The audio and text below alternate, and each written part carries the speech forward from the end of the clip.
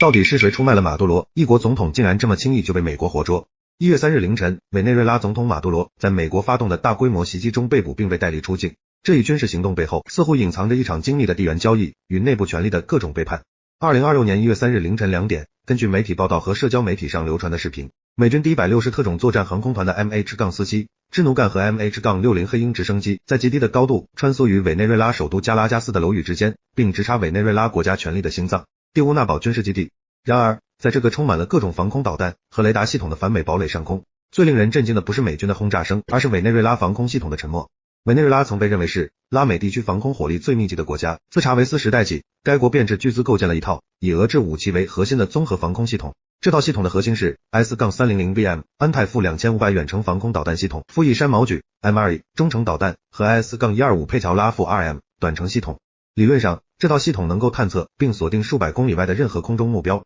即便是隐身战机也难以在不被察觉的情况下深入其腹地，更不用说低速、雷达反射面积巨大的运输直升机。但在1月3日的行动中，美军的突袭并非仅仅依赖于隐身技术。美军 MH-47 和 MH-60 虽然装备了电子对抗吊舱，但在面对 S-300BM 这种战略级防空系统时，仅靠自身的电子干扰是远远不够的。S-300BM 的雷达系统设计初衷就是为了对抗复杂的电子干扰环境。这里有个违背常理的地方，委内瑞拉的这套防空系统不是全自动的炮塔，它是由委内瑞拉防空与导弹防御司令部操作的。更关键的是，这些系统长期以来由俄罗斯军事顾问协助维护和操作，要让这套系统在美军突袭的关键窗口期保持静默，或者将入侵的美军机群识别为友军或杂波，必须有一道来自最高指挥层级的停火令或电子关机令。这次美军活捉马杜罗夫妇的过程中，这套防空系统竟然没有一枚导弹升空，这种零抵抗的情况只有一个原因，有内鬼。而且这个内鬼只可能是委内瑞拉的国家高层或者马杜罗身边的亲密者。现在委内瑞拉的每一个高层都有通敌嫌疑，包括国防部、总统卫队、罗德里格斯兄妹等都有可能。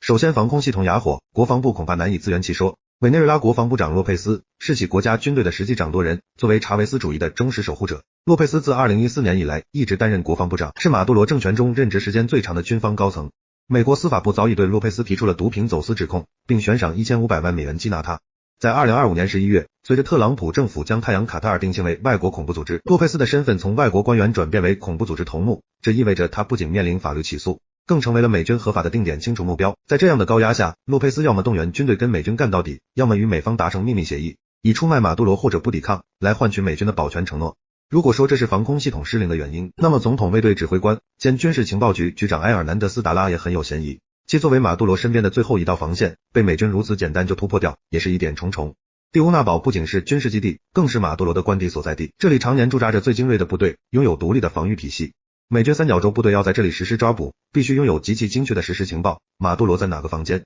卫队的换岗时间是什么，哪条通道是安全的。埃尔南德斯达拉同样身背美国的制裁和起诉，在2019年的未遂政变中，他曾被指是倒戈派的一员，虽然后来反悔，但这表明他的忠诚度早已动摇。到了2026年，面对美军航母战斗群压境的威胁，这位情报头子极有可能再次启动了当年的秘密渠道。所以说这次美军能实现零伤亡抓捕，背后也许有总统卫队的高层配合，才能拿到如此精确的目标情报。而且值得留意的是，美军在事后采访中透露，他们的情报团队了解马杜罗的一举一动，包括住所、出行路线、饮食习惯、穿着打扮，甚至连他的宠物都了如指掌。这也充分说明马杜罗的身边早已被美国情报部门渗透成了筛子。在马杜罗被捕后，委内瑞拉并未陷入无政府状态，也没有爆发内战。相反，一种诡异的宪法秩序迅速填补了真空。这背后的操盘手很可能是被视为查韦斯主义文官大脑的罗德里格斯兄妹德尔茜·罗德里格斯和豪尔赫·罗德里格斯。因为罗德里格斯兄妹可以说是马杜罗被捕的最大受益方，特朗普在审委上宣布马杜罗被捕后，德尔茜·罗德里格斯作为副总统迅速在国家电视台露面。虽然他言辞激烈的要求美方提供生存证明，并谴责袭击，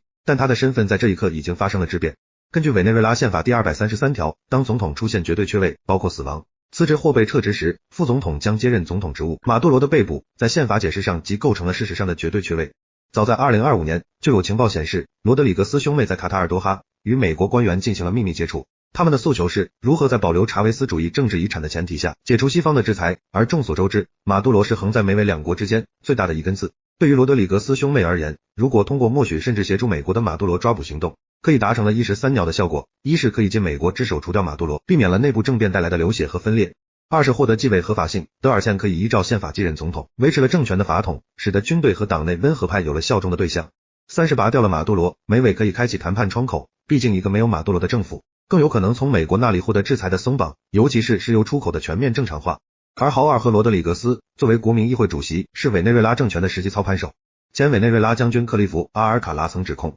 罗德里格斯兄妹才是太阳卡特尔的真正幕后主脑，马杜罗不过是个前台的傀儡。如果这一指控属实，那么1月3日的事件就更像是一场内部的清理门户，豪尔赫在事后的低调处理，以及迅速组织议会确认德尔茜的代理总统地位，都显示出极高的政治手腕。如果说上面提到的都是出卖马杜罗的怀疑对象，那么在马杜罗被捕事件中，最大的受害者可能是委内瑞拉内政部长迪奥斯达多·卡贝略。卡贝略被美国司法部和国际观察机构视为太阳卡特尔的灵魂人物，控制着最为激进的武装力量和基层组织集体党。与罗德里格斯兄妹不同，卡贝略和马杜罗一样，是美国一直想铲除的对象。袭击发生后，卡贝略身穿防弹背心出现在街头，神情紧张地谴责袭击，他深知马杜罗被带走，下一个目标很可能就是他。卡贝略目前的处境极度危险，他掌握着一支忠诚于他的武装力量，这使他成为新政府最大的内部威胁。未来的委内瑞拉局势很可能演变为德尔茜罗德里格斯与卡贝略之间的内战。马杜罗的被捕实际上是这场内战的发令枪。另外，美国著名的雇佣兵和保安公司黑水公司创始人埃里克普林斯在这一逮捕过程中的身影若隐若现。